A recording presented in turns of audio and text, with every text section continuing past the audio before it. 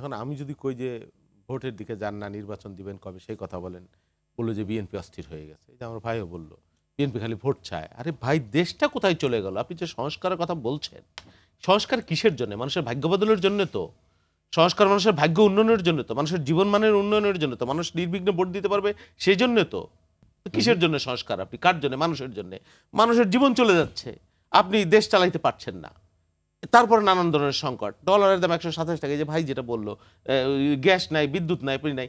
তাহলে আপনার উপরে যে আমি আস্থা রাখবো, আর আপনার তো কোনো জবাবদিহিতারও করার প্রয়োজন নাই। আপনি কার কাছে জবাবদিহি করবেন? কি কারণে করবেন? কি প্রয়োজন আপনার জবাবদিহি করার? নাকি আপনি ভোটে দাঁড়াবেন আগামীতে? আপনি যদি ভোটে দাঁড়াইতেন, আপনি যদি রাজনৈতিক দল হইতেন, তাহলে আপনার এই মনে করতেন যে আপনার লস হয়ে গেল, মানুষ অখুশি হচ্ছে। আপনার তো সেটা নাই। সেই জন্যই আমরা বলছি এই সরকার দীর্ঘকাল থাকার কোনো প্রয়োজন নাই।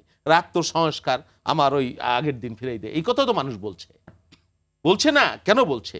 তা আপনি কি তো সুনির্দিষ্টভাবে আপনার প্রয়োজন ছিল যে আপনি কবে ভোট করবেন। আপনার জাতীয় জীবনে বলেন, পঞ্চবার্ষিকী পরিকল্পনা থাকে একটা রাষ্ট্রের, পরিবারের থাকে 1 বছরের পরিকল্পনা। আপনি সবকিছু ধূম্রজাল তৈরি করে রাখছেন। কেন রে ভাই? আর খালি বিএনপিরে বলতেছেন বিএনপি ভোট চায়। আপনি বাংলাদেশ আপনি চালাইতে পারছেন না। মানুষের কাঙ্ক্ষিত জায়গা ন্যূনতম ধারে কাছে নাই। মানুষের জীবন মানের কোনো উন্নতি হচ্ছে না। ল অ্যান্ড অর্ডার সিচুয়েশন খুবই খারাপ বাংলাদেশে।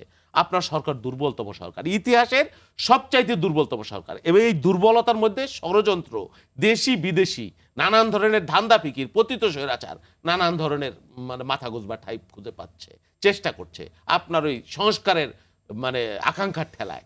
সেটাও তো কাম্য না। আপনাকে তো বুঝতে হবে যে এই বাস্তবতায় বাংলাদেশে কোনো দুর্বল সরকার চলবে না, যার রাজনৈতিক অভিজ্ঞতা নাই, দেশ চালার অভিজ্ঞতা নাই। সেই জন্য আমরা বলছি। এখন আপনি কেন বিএনপি ক্ষমতায় যাওয়ার জন্য পাগল হয়ে গেছে? এখন এই কথা কইলে আপনি কবেন যে একটা এই পরিবর্তন আমরা করছি একটা অন্য একটা দলকে ক্ষমতায় আনবার জন্য না, আপনারা ক্ষমতায় থাকবার জন্য। এই যে রক্ত দিয়েছি, আপনি কথায় কথায় বলছেন খালেদা জিয়াকে আপনি মুক্ত করেছেন, আওয়ামী লীগের মতো মুক্তিযুদ্ধ আমরা করেছি। আরে ভাই, আমরা 17 বছর ঠেলে ঠেলে আওয়ামী লীগকে খাদের কিনারে আনছি, তারপরে সবাই ঠেলা দিছি, হাসিনা পড়েছে। আপনি যে পতাকা উড়ে ঘুরেইতেছেন, এটাও তো আমার রক্তের মূল্য আছে, আমার অসংখ্য মানুষের রক্ত আছে এর জন্যে। হ্যাঁ, তো আপনি এখন মানে কবে সংস্কার করবেন, কি সংস্কার করবেন, আপনি আমার দুধ আর মধুর সাগরে ভাসাই দিবেন, এই গল্প আপনি করতেছেন। কোনো লক্ষণ টক্ষণ তো আমরা দেখছি না, কোনো লক্ষণ দেখছি না। এই যে বলা হয় চাঁদাবাজি করতেছে বিএনপি, নাকি এই ধরনের একটা ফেক তৈরি করা হচ্ছে। আরে ভাই, কোন জায়গায় বিএনপি 200-র উপরে লোককে বহিষ্কার করছে? বিএনপি নিজে মামলা করছে। সরকারের উদ্যোগে কোনো চাঁদাবাজকে গ্রেফতার করতে দেখেছেন? না বিএনপি মানা করছে যে তোমরা গ্রেফতার করতে পারবে না? তো কি গভর্নমেন্টটা কি, কারণটা কি, কাজটা কি? এগুলোই তো হচ্ছে।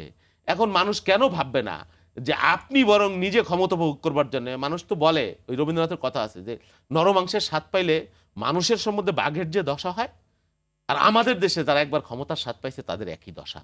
আর বাঘ যদি খুব তরুণ হয়, তাহলে দশা আরো খারাপ। তো তাই হচ্ছে কিনা কে জানে। এটা ভালো কথা না।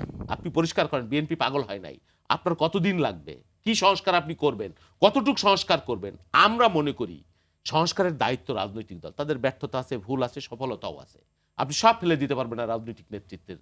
আওয়ামী লীগ এই 15 বছর সব পরিবেশ নষ্ট করেছে, এটা সত্য। কিন্তু সেখান থেকে ধ্বংসস্তূপের মধ্যে থেকে রাজনৈতিক নেতৃত্বের উপরেই তো আপনাকে শেষ পর্যন্ত আস্থা করতে হবে, পার্লামেন্টের উপরে তো আপনাকে আস্থা করতে হবে। আপনি একটা সংস্কার খালি করেন না যে মানুষ 5 বছর পর পর নির্বিঘ্নে শান্তিপূর্ণ পরিবেশে ভোট দিতে পারবে। হ্যাঁ, এবং এই ভোটে কেউ কোনো বাধা সৃষ্টি করতে পারে না। এইবার দিতে পারবে, পরের 5 বছরও দিতে পারবে। তাইলেই দেখবেন রাজনৈতিক দল বা সরকার নিজেরা বাধ্য হবে সংস্কার করতে। আপনি সেই জায়গা না দিয়ে আপনি একেবারে বাংলাদেশকে বদলাই দিবেন, নতুন রাজনৈতিক বন্দোবস্ত তৈরি করে দেবেন, এগুলো ফেক টার্ম।